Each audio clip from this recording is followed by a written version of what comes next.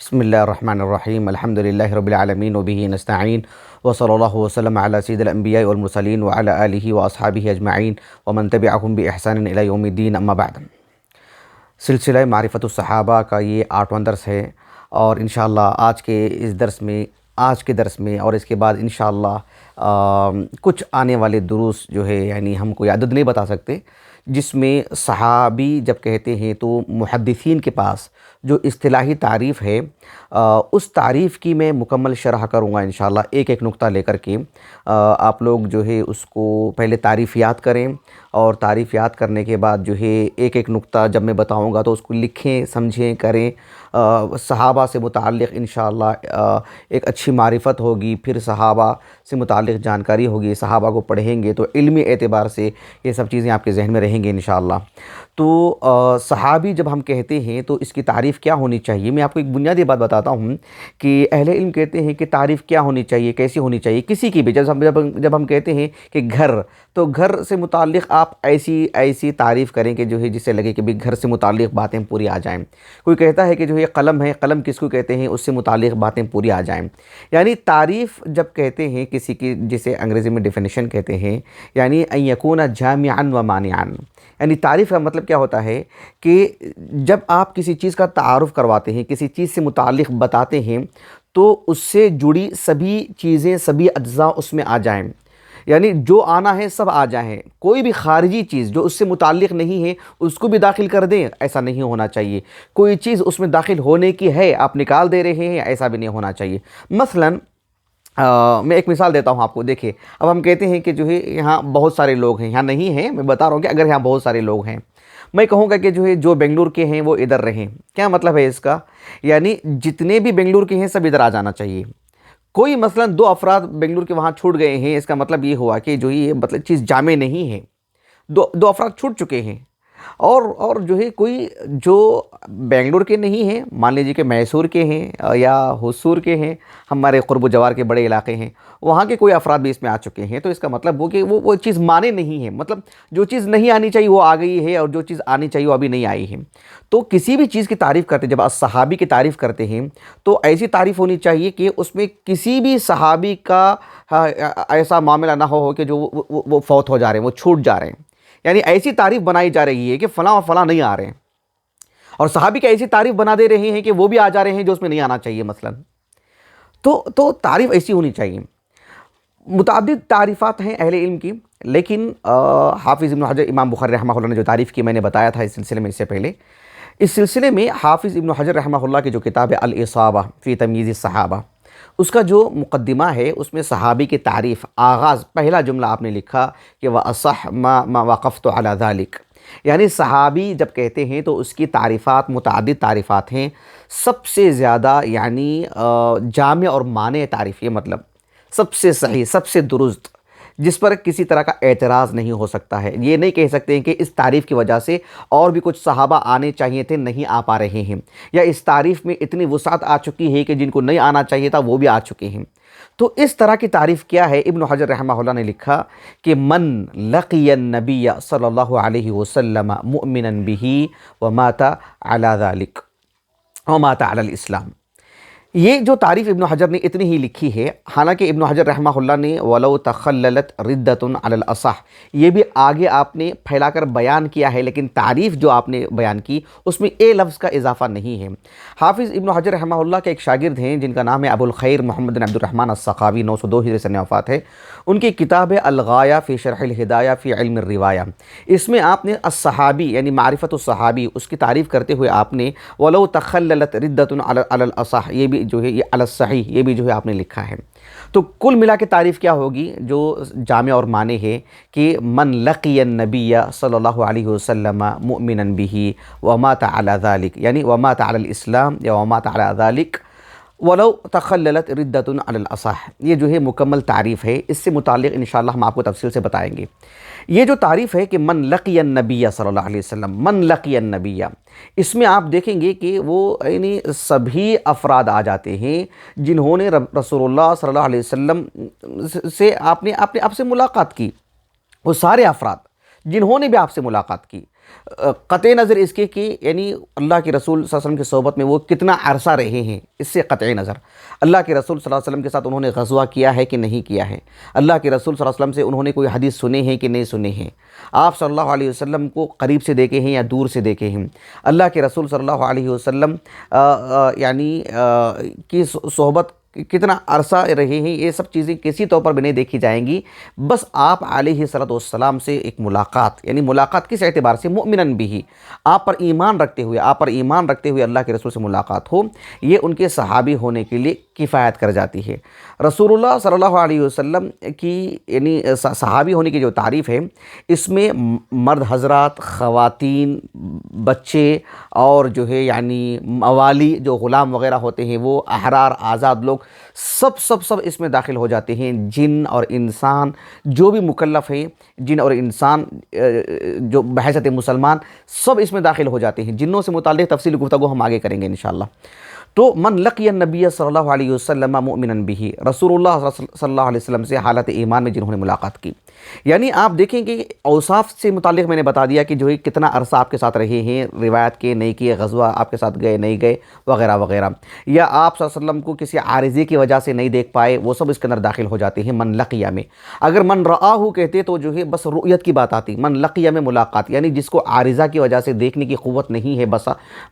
جو ہے بصیرت نہیں ہے، قوت بینائی نہیں ہے، تو وہ شخص بھی اس میں داخل ہو جاتے ہیں۔ من لقیہ میں، من رآ میں وہ شخص نہیں آتے کبھی مثلا، تو من لقیہ میں یہ بھی آ جاتے ہیں جو اللہ کے رسول صلی اللہ علیہ وسلم کو بحیثیت نابینا جو ہے آپ سے ملاقات کی ہیں۔ ایک دلچسپ بات وہ یہ ہے کہ آپ علیہ الصلوۃ والسلام کے صحابہ میں سے جنہوں نے یعنی آغاز میں جنہوں نے اسلام قبول کیا، آغاز میں آپ دیکھیں خواتین میں، بڑی عورتوں میں خدیجہ ام المؤمنین خدیجہ بنت خویلد رضی اللہ عنہا، بڑی عمر کے لوگوں میں ابو بکر صدیق رضی اللہ عنہ، اور جو ہے بچوں میں علی بن ابی طالب رضی اللہ عنہ، موالی میں غلاموں میں جو ہے آپ دیکھیے کون، یعنی زید بن حارثہ رضی اللہ عنہ۔ یعنی بعض اہل علم کہتے ہیں کہ اس میں یہ لطیف نکتہ ہے کہ اسلامی تعلیمات جو ہے یعنی سب کو اپنے اندر لے لیتی ہیں، آزاد کو بھی، غلام کو بھی، مرد کو بھی، عورت کو بھی، بڑوں کو بھی، چھوٹوں کو بھی، غریب کو بھی، مالدار کو بھی، قریب سب کو، نہیں اسلامی تعلیمات ایسی ہے کہ سب کو اپنے لپیٹ میں لے لیتی ہیں۔ ایسے نہیں کہ صرف مالدار، ایسے نہیں کہ صرف خواتین، ایسے نہیں کہ صرف مرد حضرات، نہ مرد کو شکایت، نہ عورت کو شکایت، نہ غلام کو شکایت، نہ جو ہے مطلب اس کے آقا کو شکایت کی، یعنی سبھوں کے اجزاء کو جو اس میں شامل کر لیا گیا ہے۔ اسلامی تعلیمات میں اتنی وسعت ہے کیوں؟ یہ ہمارے خالق کا دین ہے۔ بہرحال تو یہ من لقی النبی صلی اللہ علیہ وسلم مؤمنا به میں کون آتے ہیں میں آپ کو تھوڑی سی تفصیل کر کے بتاتا ہوں، اور کون نہیں آتے ہیں وہ بھی میں آپ کو تھوڑی سی تفصیل بتاتا ہوں انشاءاللہ۔ آپ ایک ایک نقطہ کر کے سمجھیں گے تو بات بآسانی سمجھ لیں گے۔ من لقی النبی صلی اللہ علیہ وسلم مؤمنا به، کتنی یعنی دقیق جو ہے مطلب جو ہے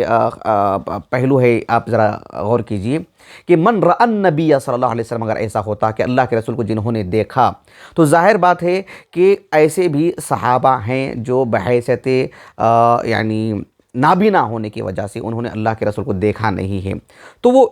ظاہر بات ہے اس تعریف میں نہیں آ پائیں گے۔ کوئی اعتراض کر سکتا ہے یا کوئی کھیل سکتا ہے، تلاعب کھلواڑ کر سکتا ہے، تو دقیق تعریف یہ ہے کہ من لقی النبی صلی اللہ علیہ وسلم، اس لیے کہ رسول اللہ صلی اللہ علیہ وسلم کے صحابہ میں سے کچھ ایسے بھی ہیں جو نابینا ہیں، اور ایسے تو اچھی خاصی تعداد ہے جن کی عمر بڑھنے کی وجہ سے وہ ضریر ہو گئے، یعنی ان کی آنکھوں کو نقصان پہنچا، بینائی ان کی جو ہے مطلب متاثر ہو گئی، اور آخری دنوں میں وہ دیکھ نہیں پاتے تھے وہ، اور ایسے تو اچھے خاصے صحابہ ہیں، اور اللہ کے رسول صلی اللہ علیہ وسلم کے انتقال کے بعد بھی ایسے صحابہ ہیں جن کی بینائی انتقال کے سے پہلے جو ہے مطلب متاثر ہو گئی۔ مثلا عبداللہ بن عباس ہیں، عبداللہ بن عمر ہیں رضی اللہ عنہما، اللہ کے رسول کی جوانی میں چھوٹی عمر کے تھے، عبداللہ بن عباس تو بہت چھوٹی عمر کے تھے، لیکن اللہ کے رسول کے حین حیات آپ کی زندگی میں بھی ایسے صحابہ ہیں جو اچھی خاصی زندگی تھی۔ ایک بدری صحابی ہیں، بدر میں شریک تھے، لیکن انتقال سے پہلے جو ہے ان کی بینائی متاثر ہو گئی، عتبان بن مالک رضی اللہ عنہ، ایسے صحابہ ہیں۔ کہنے کا مقصود یہ ہے کہ کچھ ایسے صحابہ ہیں جو بالکل آغاز ہی سے یعنی مولود جب ان کی ولادت ہوئی تبھی سے جو ہے مطلب وہ نابینا رہے ہیں، تو پھر ان کی شمولیت کے لیے یہ لفظ ہے کہ من لقی النبی صلی اللہ علیہ وسلم، جنہوں نے ایمان کی حالت میں اللہ کے رسول سے ملاقات کی۔ ایک صحابی ہیں جو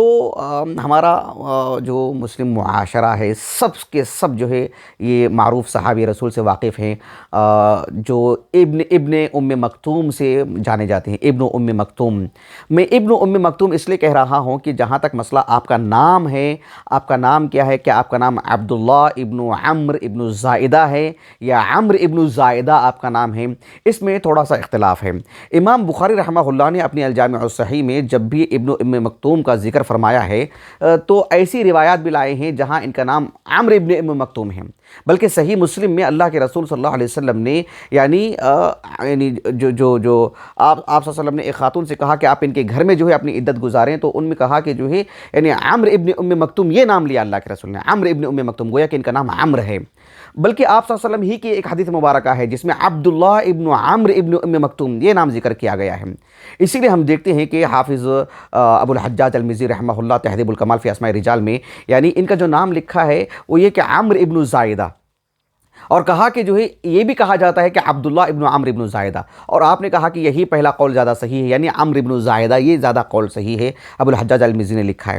جبکہ امام ابو عیسیٰ ترمذی رحمہ اللہ اپنی السنن کی ابواب التفسیر میں وہ جو سورۃ النساء کی جو آیت کریمہ ہے، یعنی اللہ رب العالمین نے فرمایا لا يستوی القاعدون من المؤمنین غیر اولی الضرر والمجاہدون فی سبیل اللہ باموالہم وانفسہم، اس آیت کریمہ کی تفسیر میں ابو عیسیٰ ترمذی رحمہ اللہ جو روایت لائے ہیں وہ روایت تو صحیح بخاری میں موجود ہے، لیکن آگے امام الترمذی رحمہ اللہ نے اس کو بھی لکھا ہے کہ ان کا نام کیا ہے، یعنی عبداللہ بن عمرو ابن زائدہ ہے یا عبداللہ یا صرف عمرو ابن زائدہ ہے۔ اس سلسلے میں راجح کیا ہے وہ تو نہیں بتایا امام ترمذی رحمہ اللہ نے، لیکن ابن حجر رحمہ اللہ کی جو الاصابۃ فی تمییز الصحابہ ہے اس میں عمرو نام کی جو فہرست ہے اس میں یعنی القسم الاول جو عمرو نام کی جو فہرست ہے اس میں ان کا نام ذکر کیا ہے عمرو ابن زائدہ کا۔ تو واللہ اعلم عمرو ابن زائدہ یہ زیادہ درست نام ہے یہ صحابی رسول کا، عمرو ابن زائدہ جو عبداللہ سے بھی معروف ہے، عمرو ابن زائدہ ان کا جو زیادہ درست نام ہے، واللہ اعلم۔ معروف صحابی ہیں، یہ نابینا ہیں، ان کا نابینا ہونا نص سے ثابت ہے، قرآن مجید سے ثابت ہے۔ اللہ نے کہا سورۃ عبس میں عبس وتولی ان جاءہ الاعمی، باتفاق اہل علم جو ہے اس سے مراد عبداللہ یعنی عمرو ابن زائدہ ابن ام مکتوم رضی اللہ عنہ ہیں۔ تو قرآن مجید کے بھی جو آیت کریمہ میں نے سورۃ النساء کی پڑھی نا، لا یستوی القاعدون من المؤمنین غیر اولی الضرر، جب یہ آیت کریمہ نازل ہوئی تو جو یہ خود آ گئے تھے اپنے سے متعلق بھی جو ہے میں القاعدون جو بیٹھے رہے ہیں اللہ کے راستے میں نکلنے کے بجائے گھروں میں بیٹھ چکے ہیں، مجھے تو عارضہ لاحق ہے نا، کہا کہ غیر اولی الضرر، تو اس میں یہ خود آئے تھے، جب یہ آئے تھے تو ان کے تعلق سے آیت کریمہ نازل ہوئی تھی۔ تو الاعمی جو سورۃ العبس میں ہے وہ تو بالکل بہت معروف واضح ہے کہ یہی صحابی رسول ہیں، یہ نابینا ہیں، یہ صحابی رسول یعنی آپ دیکھیں گے کہ جو ہے یعنی صاحب علم صحابی ہیں، عبداللہ بن عمرو ابن زائدہ ابن ام مکتوم رضی اللہ عنہ، یعنی سابقین میں سے ہیں، آغاز میں اسلام قبول کیا۔ ام المومنین خدیجہ رضی اللہ عنہا کے جو ہے ماموزاد بھائی ہیں اور صاحب علم ہیں، فقہی اعتبار سے مسائل شرعی مسائل میں بھی خوب درک اندازہ لگائیے کہ عارضہ ہے آنکھ میں، یعنی مطلب بینائی نہیں ہے، لیکن رسول اللہ صلی اللہ علیہ وسلم غزوات میں جاتے تو آپ کو مدینے کا جو ہے مطلب ذمہ دار اور مسئول بنا کر کے جاتے، گورنر بنا کے جاتے، مدینے کی مسئولیت آپ کے ہاتھ میں دے کر کے جاتے، کتنی قوت ان کے اندر تھی، دیکھیں اندازہ لگائیے۔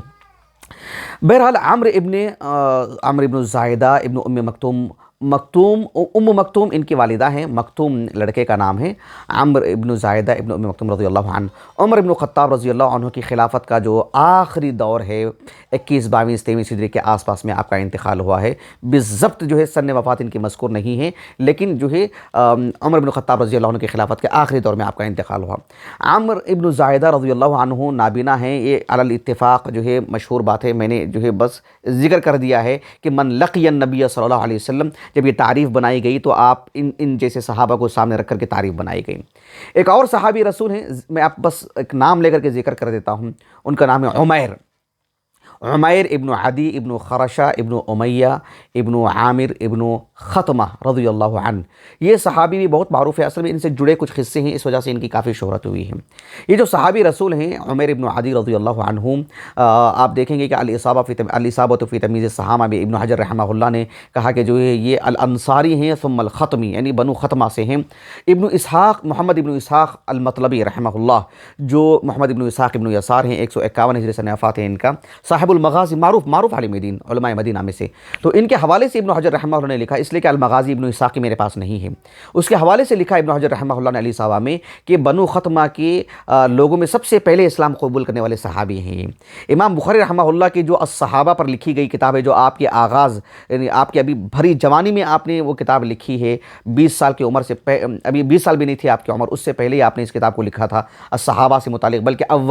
اولین یعنی عالم دین ہیں، یعنی علماء اسلام میں جنہوں نے صحابہ پر کتاب لکھی، امام بخاری رحمہ اللہ۔ اس کتاب کے حوالے سے، وہ کتابیں میرے پاس تو نہیں ہے، لیکن ابن حجر رحمہ اللہ نے اس کتاب کے حوالے سے لکھا کہ یہ بنو ختمہ کے امام تھے، قاری تھے، ان کی جو ہے مطلب دینی مسائل کو حل، مطلب صاحب علم، یعنی عمیر ابن عدی رضی اللہ عنہ اپنے علاقے کے امام تھے، اپنے قبیلے کے امام تھے، قاری قرآن تھے عمیر ابن عدی رضی اللہ عنہ۔ ان کا جڑا جو معروف قصہ ہے وہ یہ ہے کہ جو ہے ایک خاتون تھی جس کا نام تھا اسما یا عصمہ، عین پر فتح، یہ زیادہ درست ہے، اسما، یعنی جو ہمارے پاس جو نام رکھتے ہیں اسما بنت ابی بکر، وہ نام نہیں ہے، عین سے، عین اور صاد، اسما بنت مروان، یہ خاتون تھی جو یعنی اللہ کے رسول صلی اللہ علیہ وسلم کی یعنی حج کیا کرتی تھی، مسلمانوں کو تکلیف دیا کرتی تھی، اور جو اسلام سے متعلق جو غلط باتیں لوگوں میں پھیلاتی تھی، اور جو بدزنی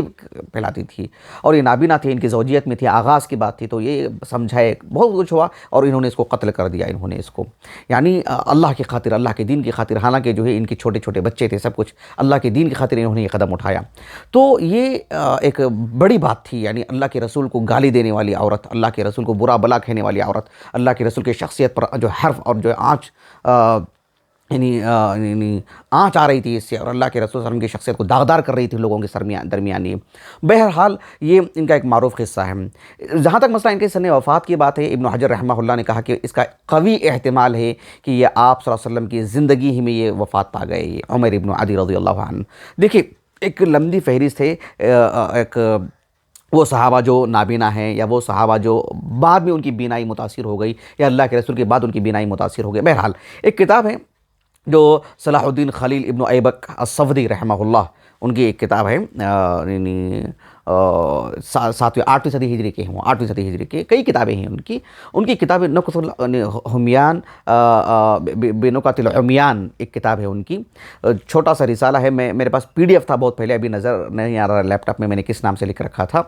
تو اس میں انہوں نے، اصل میں نے اس کو 2-3 مرتبہ پڑھا تھا، ایک میری ضرورت تھی، لیکن ابھی دیکھا کہ وہ شاملہ میں موجود ہے، اور جو ہے ماشاءاللہ میں نے پوری فہرست جو ہے 2-3 مرتبہ میں نے چیک کیا کہ اس میں کسی خاتون کا بھی نام ہوگا کیا، لیکن مجھے کسی خاتون کا نام نہیں ملا، یعنی صحابیات میں سے کوئی نابینا خاتون بھی تھی، کوئی نابینا صحابیہ تھی، یعنی کافی کھوج کے باوجود بھی مجھے کوئی ایسا نام نہیں ملا۔ الاصابہ فی تمییز الصحابہ میں نے جو ہے جتنے طرق ہو سکتے ہیں ڈھونڈنے کے، تلاش کرنے کے، اس کے جتنے مزان ہو سکتے ہیں میں نے سب کچھ دیکھے، میری اپنی بساط کے مطابق میں نے کوشش کی، اگر کسی کو یہ ملتے ہیں تو مجھے ضرور فائدہ پہنچائیں،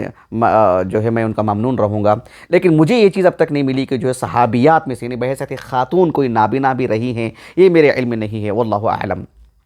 میں اپنی بات کو ختم کرنے سے پہلے ایک اہم بات میں آپ کو بتا دیتا ہوں کہ یہ جو تعریف ہے نا، من لقی النبی صلی اللہ علیہ وسلم، جنہوں نے اللہ کے رسول سے ایمان کے حالت میں ملاقات کیے ہوں، ایمان کے ملاقات کی جب بات آتی ہے تو ظاہر بات ہے، صحابی جب کہتی تو اس میں مرد بھی داخل ہیں، عورتیں بھی داخل ہیں، تو کیا اللہ کے رسول صلی اللہ علیہ وسلم نے عورتوں سے ملاقات کی؟ عیاذاً باللہ کبھی نہیں کی۔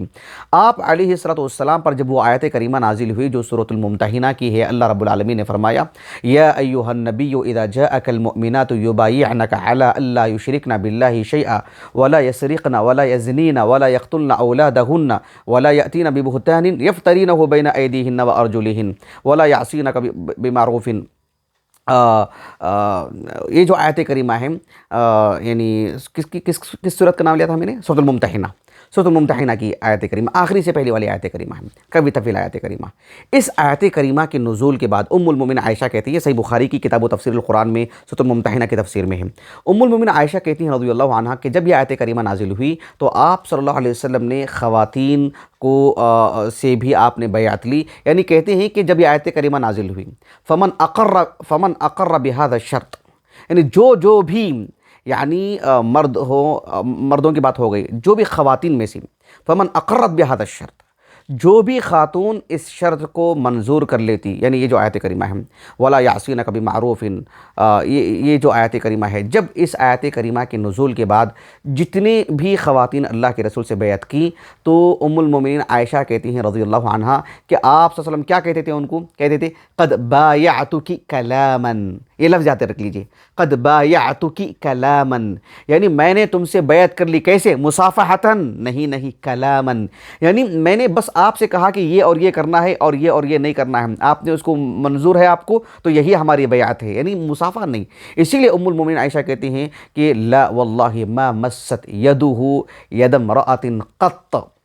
سبحان اللہ، ید امرأۃ قط فی المبایعہ، آپ صلی اللہ علیہ وسلم نے بحیثیت ایک نبی کسی خاتون کو بیعت کرتے ہوئے کسی خاتون کو ہاتھ نہیں لگایا آپ نے۔ یہ گھر کی خاتون گواہی دے رہی ہیں ام المومنین عائشہ رضی اللہ عنہا، بس آپ یہ کہتے کہ قد بایعتک ذالک، میں نے اس بارے میں آپ سے بیعت کر لی ہے، یعنی کلاما مصافحتاً نہیں، بس بطور تنبیہ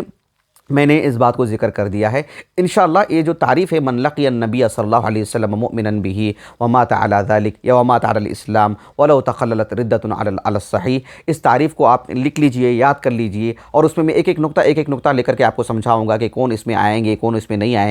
آئیں گے تو اس کی کیا صورت ہوگی، نہیں آئیں گے تو وہ کس وجہ سے نہیں آئیں گے۔ یہ تفصیل جب ہم بتائیں گے تو آپ کو معلوم ہوگا کہ صحابہ سے متعلق علماء کی کتنی عظیم خدمات ہیں، اور کتنی عظیم خدمات، کتنی دقیق بحثیں ہیں اس کے اندر، آپ کو اندازہ لگے گا۔ اور ایسا نہیں ہے کہ آپ کو سمجھ میں نہیں آئے گا، ایسا نہیں آئے گا کہ آپ کو ایک پیچیدہ بحث ہو جائے گی۔ بہت ممکن ہے